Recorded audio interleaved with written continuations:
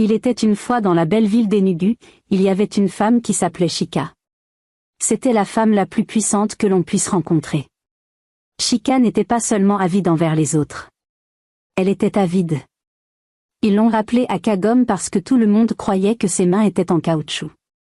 Si la piqûre était un sport, Chika aurait remporté des médailles d'or, d'argent et de bronze par elle-même parce que personne ne s'approche. Quand il s'agit de stinginess, une femme qui portait les mêmes sous-vêtements depuis presque 20 ans. Même l'élastique avait démissionné. Mais Chika a continué à le recoudre comme si c'était un projet national. Chika était vraiment riche. Elle avait tellement d'argent qu'elle pouvait acheter un jet privé, mais elle vivait toujours comme un papa. Une fois, une gentille femme l'a confondue avec un mendiant et lui a donné 10 000 nera pour acheter de nouveaux vêtements. Chika regarda la femme tirer. Elle a pris l'argent, mais au lieu d'acheter de nouveaux vêtements, elle l'a enfermé dans sa boîte à épargne. Chika ne faisait pas confiance à la banque pour garder son argent. Elle croyait que les banquiers étaient des voleurs formés. Alors, elle a gardé son argent elle-même et personne sauf elle ne savait où elle l'avait caché. On a dit que des voleurs de bras ont fait irruption dans sa maison, mais après l'avoir rencontré, ils lui ont fini par donner leur propre argent par pitié. Chika avait assez d'argent pour nourrir toute la rue pendant des années.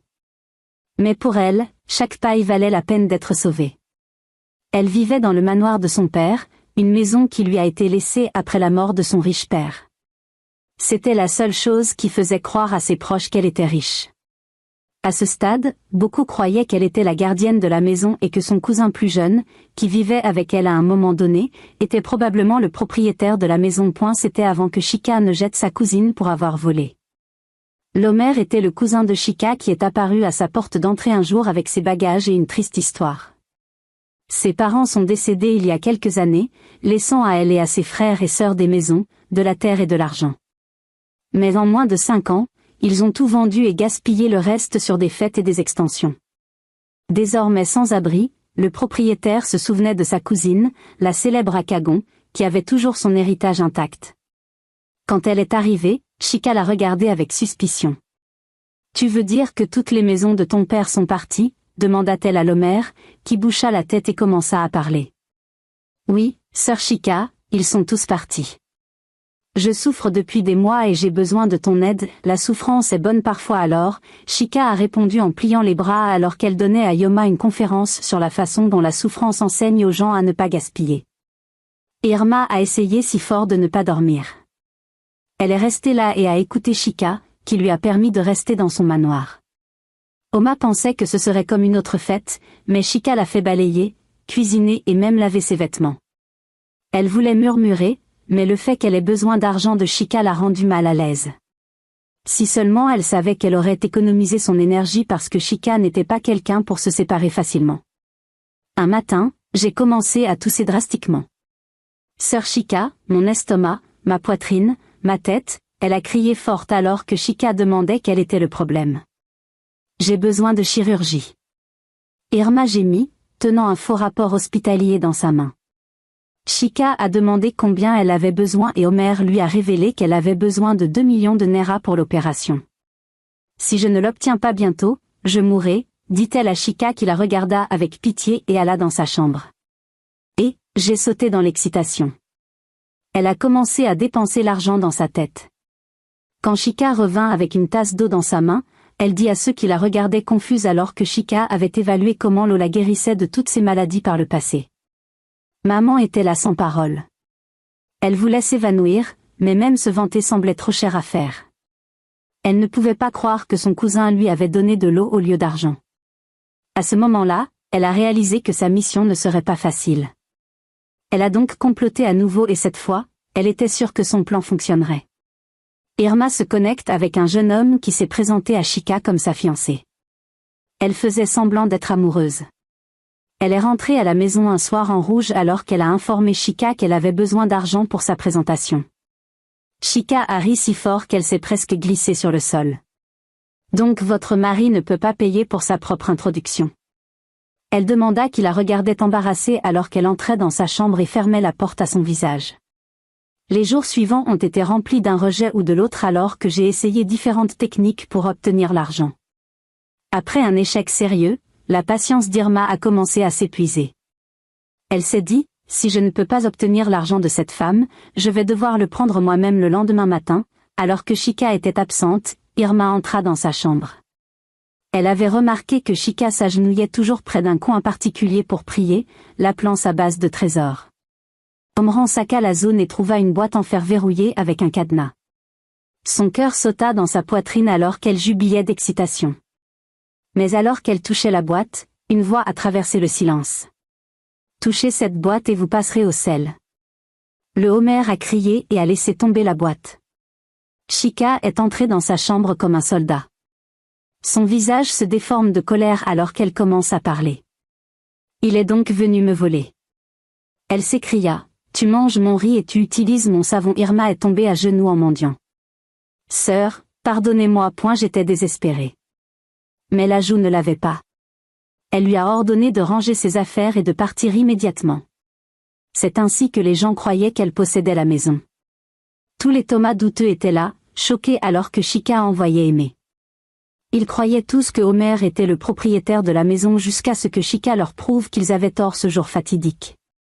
À partir de là, les gens ont commencé à lui accorder le respect qu'elle méritait. Certains sont même venus la supplier pour de l'argent, pensant que sa nouvelle renommée lui avait adouci le cœur, mais ils ne savaient pas avec qui ils avaient affaire. Chaque fois que quelqu'un venait à ses portes pour implorer, Chika sortait avec sa main sur la taille, scannant la personne comme une machine aux rayons X humaine. Un jour, une femme s'est approchée d'elle pour lui demander de l'argent. « S'il vous plaît, madame, j'ai besoin de 5000 nera pour la nourriture. » Elle dit à Chika, qui regarda ses cheveux et commença à parler. « Comment pouvez-vous transporter tout un terrain sur votre tête et continuer à mendier ?» Elle a demandé à la femme qui avait touché les cheveux brésiliens sur sa tête alors qu'elle s'en allait déçue, murmurant sous son souffle. Un autre jour, un homme est venu à la porte de Chika et s'est frotté le ventre. « Madame, aidez-moi s'il vous plaît. Je n'ai pas mangé depuis 2 jours. » Chika le regarda lentement de ses joues brillantes jusqu'à son ventre qui ressemblait à celui d'un éléphant. Elle a plié ses bras et dit, « Comment peux-tu dire que tu n'as pas mangé depuis 2 jours ? Avec ça, ton gros estomac parce qu'il semble toujours digérer le riz que tu as mangé le jour de Noël. En fait, vous n'avez pas besoin de nourriture. Tu as besoin de jeûne et de prière. La faim essaie de vous aider à réduire cette charge et vous êtes là pour combattre le destin. » Elle dit à l'homme qui ouvrit la bouche sous le choc alors qu'elle lui conseillait de jeûner. Personne ne lui a jamais demandé de l'argent parce que c'était une perte totale de temps. Mais comme le sort l'aurait, même les pauvres ne sont pas immunisés contre l'amour. Un jour, un homme nommé Ibuka est entré dans le quartier. C'était un ingénieur calme et travailleur qui était grand, sombre avec le genre de sourire qui faisait arrêter les femmes. Chaque matin, il la saluait joyeusement en lui demandant comment s'était passée sa nuit. Au début, Chika l'a ignoré jusqu'à un jour où il lui a donné un lift pendant une forte pluie. Chika avait repéré un taxi qui lui a facturé 5000 nera pour l'emmener chez elle. Étant la femme pauvre qu'elle était, elle a décidé de rentrer à la maison. Une promenade de 2 heures qui s'est terminée par elle bloquée sous la pluie. Ibuka l'a vue et lui a donné un lift. C'était un prince en armure brillante qui lui a sauvé 5000 nera. Pour Chika, c'est ce qui l'a rendu le plus beau homme vivant. Leur conversation ce soir-là a conduit à une amitié qui se transforme en une belle relation. Quand Ibuka lui a finalement demandé d'être sa femme, Chika s'est presque effondrée.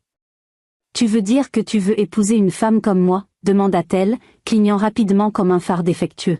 « Oui, » dit Ibuka doucement alors qu'il lui professait son amour.